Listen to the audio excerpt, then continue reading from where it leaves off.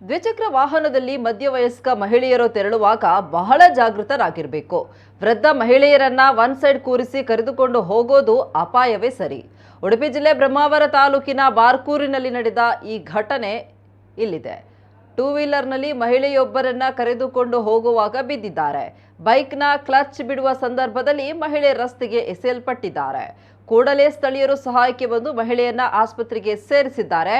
ತಲೆಯ ಹಿಂಭಾಗಕ್ಕೆ ಗಂಭೀರ ಗಾಯ ಆಗಿದ್ದು ಜೀವಾಪಾಯದಿಂದ ಪಾರಾಗಿದ್ದಾರೆ ಅಂತ ತಿಳಿದು ಬಂದಿದೆ.